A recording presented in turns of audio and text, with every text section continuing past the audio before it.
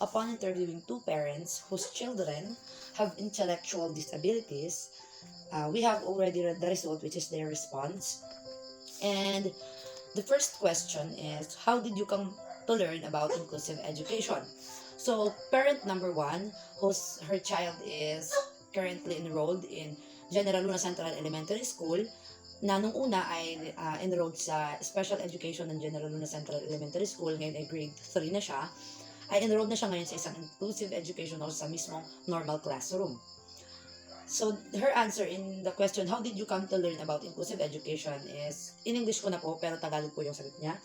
After a SPED teacher have advised me that my child is development and upon observing her, she can say that my daughter could be placed in a normal classroom, which can be called as an inclusive classroom which offers inclusive education since it was open to students who can and are willing to be immersed in a type of a classroom like this. So, nalaman po daw niya na yung anak niya ay pwede nalaman niya na meron tinatawag na inclusive education or inclusive classroom nung malaman niya na yung anak niya kahit merong konting intellectual disability ay pwede na palang sa normal classroom na lang pumasok. Kasi yung anak po niya ay medyo kumpara sa mga kaedad niya, ay medyo mabagal pong pumick up or mabagal matuto yung anak niya. Aside from that is sobrang tahimik talaga yung bata to the point na kapag tinatanong siya ng SPED teacher niya before ay parang hindi niya kayang sumagot agad-agad dahil nga medyo nahihirapan siya. And of course, pag di siya sumasagot, hindi ma-assess ng teacher if may learning ba yung bata o wala. And of course, also, bago siya ipinasok or na-enroll sa SPED, is nakapasok muna siya sa normal classroom din. Which yung normal classroom ay parang, yung teacher dun sa normal classroom is in-advise naman si nanay na dali na sa SPED or dun ay enroll sa SPED kasi mas mabibigyan daw ng atensyon or mas matuturuan yung bata dun ng mas maayos at may bibigay yung needs ng bata. Which apparently, habang tumatagal dun sa mismong SPED teacher as per the nanay na nakausap ko, ay na-obserba naman daw nung teacher na compare naman dun sa mga kasama niya sa SPED, mas mabilis naman daw na matuto yung bata. Parang kaya naman daw kasi sinubukan din ng teacher na bigyan ng normal activity yung bata kung saan hindi ganun parang masasabing madali, which is kaya naman gawin ng bata. Kaya in-advise siya dun sa nanay na nanay, immerse muna po ulit natin yung anak niyo sa normal classroom kasi baka naman po na-late lang yung development niya nung una, kaya po in-advise siya na dalhin dito sa SPED or dito i-enroll sa SPED. Ngayon ay grade 2, sinabi yun ng teacher na grade 2, pinalipat ng SPED teacher yung estudyante, yung bata, sa isang normal classroom which has an inclusive education niya kasi open siya sa mga iba't ibang uri ng bata, normal man to or may kaunting disability, ay dun, grade 3 na siya ngayon pero nasa isang normal classroom pa din siya. So dun na laman ng nanay na may kaunti mang pagkabagal yung anak na sa pagkatuto ay pwede naman pala na sa isang inclusive classroom ipasok yung anak niya. So, ang sagot naman na doon sa pangalong tanong, which is how did inclusive education help your child, is my child may not be as fast learner and developing as the other children in her age and even her classmate. I would say that she's adapting to the normal environment in a normal class, the normal environment a normal classroom would have. So, oh yes. So sinabi nung nanay na ang nakita naman daw niya na naging tulong nung pag-immerse ng bata ulit sa isang normal classroom or sa pagkaka-immerse sa isang inclusive classroom is nakita niya na nakaka-adapt na yung bata. Which is nung una, nung grade 1 pa lang yung bata is hindi nga, kumbaga parang yung teacher niya nung grade 1 is in-advise siya na mag-SPED kasi nga nakikita na hindi talaga kaya nung bata na mag-keep up dun sa mga kaklase niya dun sa normal classroom, which is kaya nga siya napunta sa SPED. Na kung saan naman, na-observe naman ng SPED teacher na kaya naman ng bata, kaya nga na-immersed uli siya at in-enroll siya sa isang normal classroom. Kung saan naman, sa pagkaka-immerse niya sa normal classroom nung grade 2 na siya, nakitaan siya ng development mismo na rin ng nanay. Nakaka-adapt naman yung anak niya. Tapos unti-unti nga na nag-i-improve pa yung bata kung saan natuloy-tuloy na hanggang ngayon grade 3 na siya ay kaya na ng bata at nakita niya na nakaka-adapt yung bata sa normal classroom na hindi na niya kailangan ng special treatment na meron dun sa special education or sa special education classroom dahil kaya naman pala ng bata. So, the question number 3 is, what do you think would your child have missed if not enrolled to an inclusive education? So, yung sagot po niya, ito siya sa English. She may have missed the opportunity to grow and reach her full potential. It may not be the same achievement as her classmates without disability. At least she is trying and being And being immersed in an inclusive classroom allows her to be motivated to do more in order to keep up with her classmates. So ito yung isa sa mga naobserbahan niya kung bakit nasabi niya nakaka-adapt na yung anak niya dun sa environment na meron yung normal classroom. Kasi napansin niya na mas motibado yung anak niya na matuto. Na halimbawa, yung anak niya mismo nagtatanong sa kanya minsan na, Mama, tulungan mo naman ako dito kasi medyo hindi ko po ito naintindihan kanina. Ay, siguro yung bata nahiya din magsabi sa teacher niya or naintindihan naman niya kaso lang ay gusto pa niya mas maintindihan. Nagtatanong siya sa nanay niya. Which is yun yung isa sa naobserbahan ng nanay na improvement ng anak niya kasi motivated na yung bata na mas matuto pa.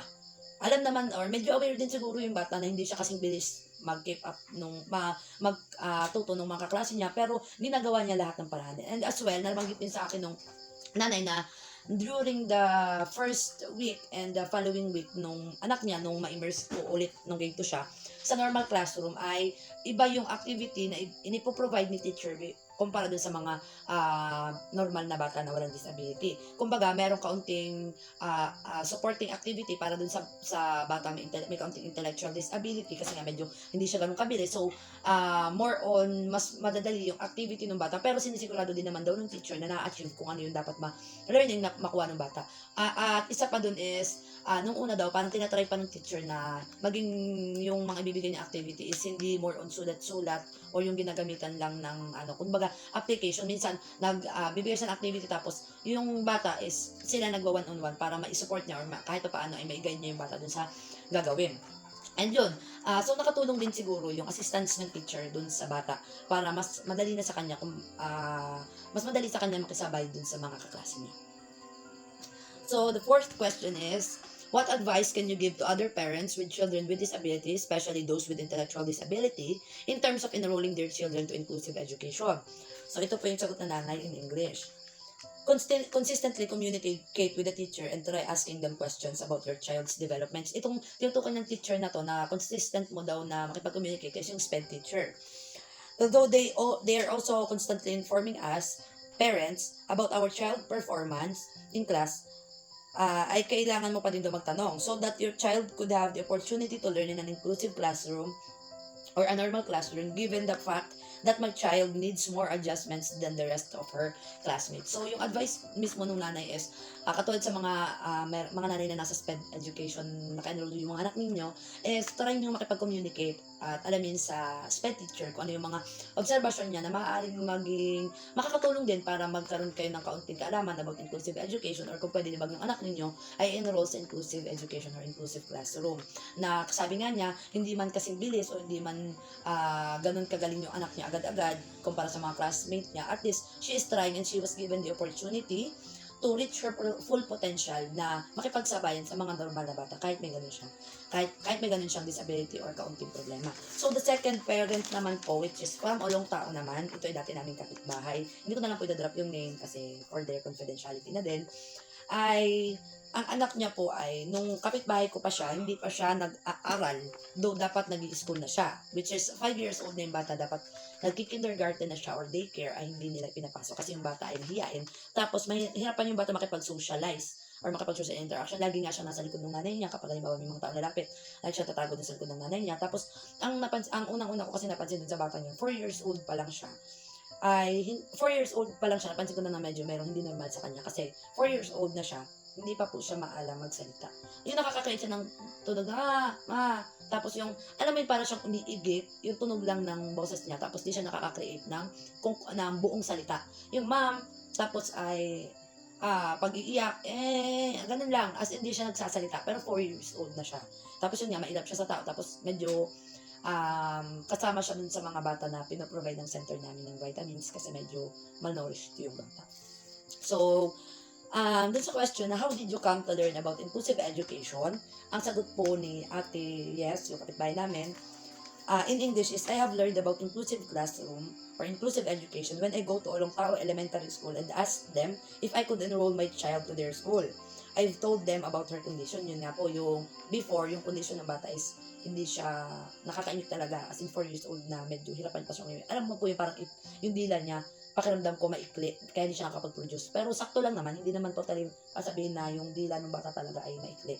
siguro kulang lang ng oral development. Pero kinakausap naman nung nanay, based dun sa sabi ng nanay, kinakausap naman daw nila. Nabala na nga din daw siya nung malaman niya na yung anak niya is parang hindi nagde-develop agad yung oral skill ng bata or oral development ng bata. Though hindi niya agad mapatingnan kasi nga medyo financially unstable din sila. So sinabi niya yung condition ng anak niya.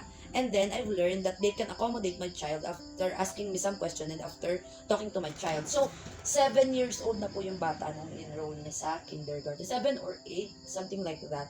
O parang mag-8 na, pero 7 years old pa lang yung bata nung enroll niya sa kindergarten. Kasi hindi naman na po tayo pwede mag-enroll. Diretso kayo lang din naman sa kindergarten. Tapos, upon hearing her story is, parang nasabi naman niya na medyo nakakaimik naman na yung anak niya, though medyo utal-utal sa ibang word, tapos putol-putol, yun lang yung problema. 7 years old na, pero hindi pa rin siya tubig magsalita. Pero at least, kahit pa paano may konting development. Tapos yun na yung sinabi niya, dun sa teacher na nakausap niya, na dun nga niya nalaman na, ay kaya naman po pwede naman daw i-accommodate.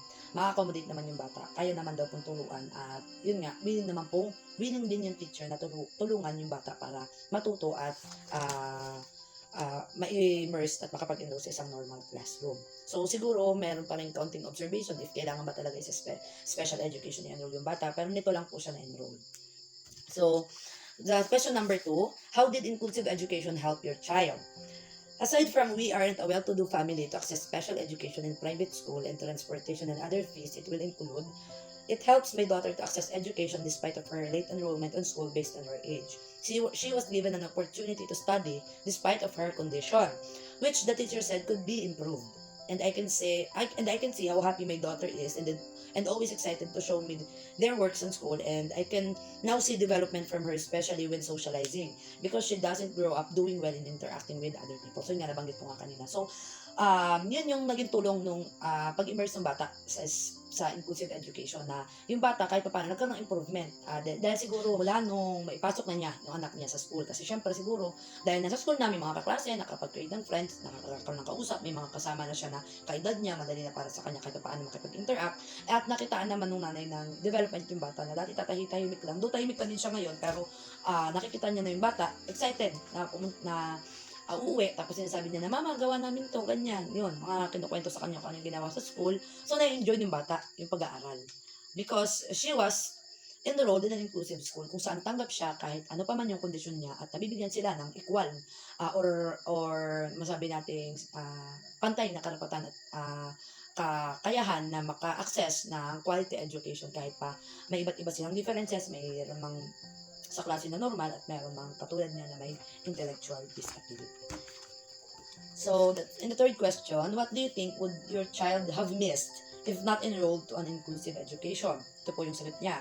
If I haven't tried enrolling her and let her experience learning in school, she might not be able to develop the improvements I've observed. She may still wasn't be able to talk straight with minimal difficulty in stuttering, as well as she can now enjoy socializing without hesitation and shyness.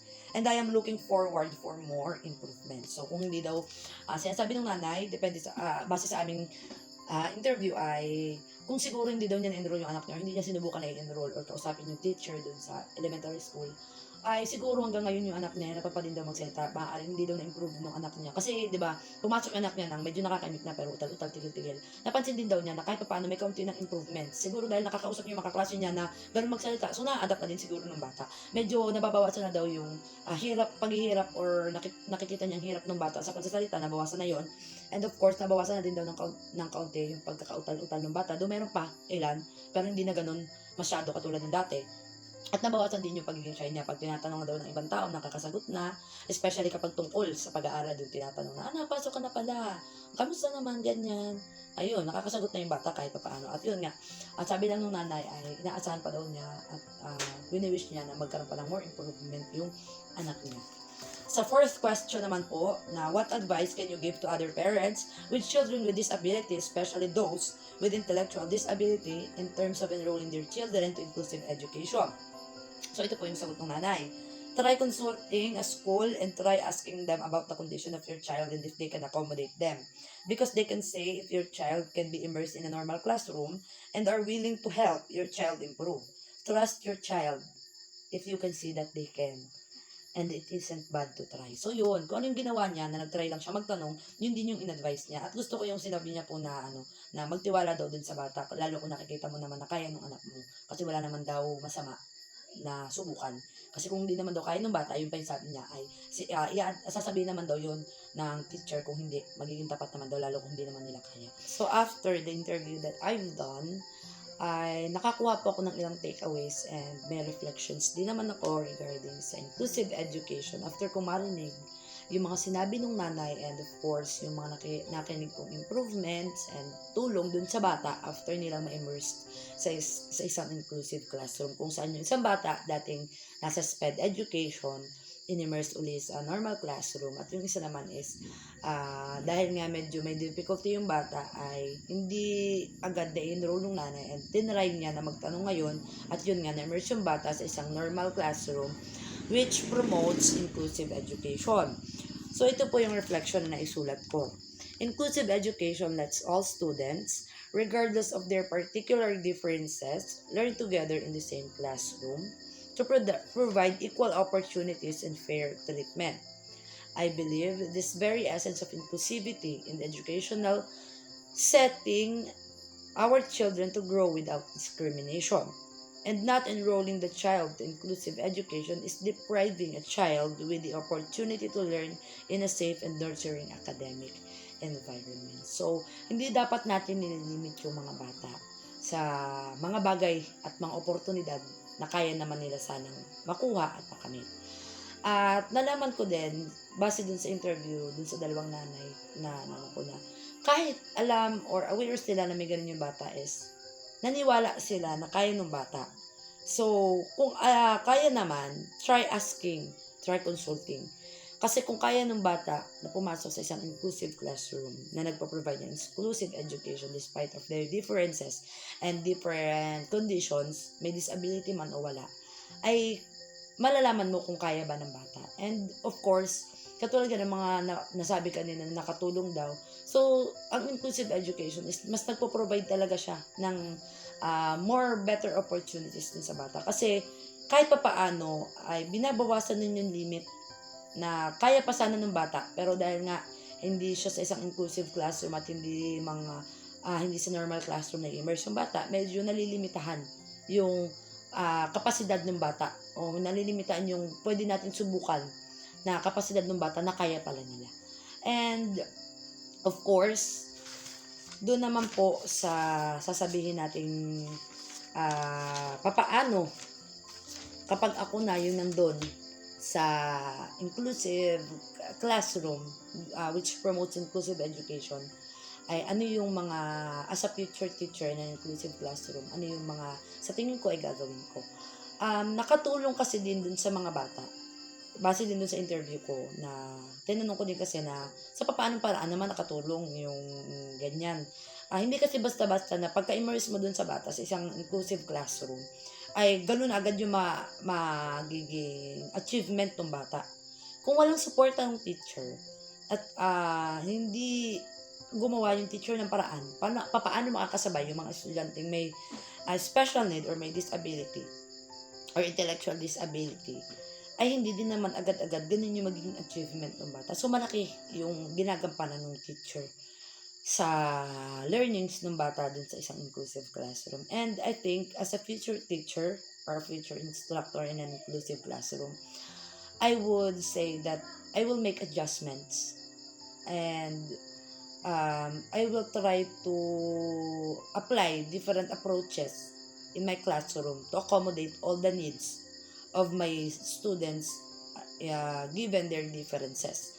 So, katulad na lang ng mga katulad ng bata na anak ng unang magulang na in-interview ko, ay nalaman niya na may supporting activity yung teacher, at meron din mga activity na sinusuportahan ng teacher yung bata. So, pwede ko din sigurong gawin yun. And also, dun sa isa sa mga naging lesson namin dito sa special education ngayong college, is may natutunan kasi ako about dun sa academic pinagsasama yung academic and functional curriculum kung saan habang natututo yung bata using their cognitive skill or habang dinedevelop mo yun is ginagamitan mo sila ng functional curriculum kung saan kaya nilang i-apply yun, yung kumikilos sila or yung mga itinuturo mo ay alam mo na magagamit nila pagdating ng panahon na kapag batanda nila, ito bang itinuturo mo, yung matututunan ba nila dito ay magagamit nila pagdating ng panahon. Topic po namin yung mismo sa SPED. So, doon na i-apply ko siya na bukod sa yung teacher ay may suporta at binibigyan ng different approaches yung estudyante niya, ay pwede din nating i-apply yung academic and functional curriculum kung saan yung ibibigay natin dun sa bata, especially yung may mga disability, ay bukod, wala namang special treatment, equal mo sila lahat ititreat sa klase mo. Though, syempre, paano mo masasabing equal yun kung alam mo namang itong isang bata ay medyo may intellectual disability at itong iba mong estudyante ay normal lang. Hindi equal kung paano mo turuan yung isa or kung paano mo i-treat at bigyan ng activity yung isa is ganun din. Do pwede mo na yung activity doon is inclined din doon sa ibibigay mo dito pero hindi dapat katulad kasi nga iba yung need ng bata na kaya mo namang i-accommodate or kaya i-accommodate sa isang inclusive classroom. So yun yung tinatawag nating equity na pantay mo silang ititreat pero hindi porque sinabing pantay mo ititreat is pareho din yung ibibigay mo. Kasi kung hindi yung need ng estudyante mo, bakit yun ang ibibigay mo? So, yun po. Yun yung mga naging takeaways ko. And sa future educator in an inclusive classroom is ganun po yung magagawin ko. Longer patience, some adjustments, and try searching and try utilizing approaches na makakatulong dun sa pagkatuto ng mga batang hindi katulad ng mga estudyante kung normal habang nandun sila sa classroom ko. Because I know and I believe that upon learning their situations and conditions, I will be able to adjust and I will be able to promote inclusive education for all. Yun lamang po, and this is my video report regarding the parents' perspective about inclusive education.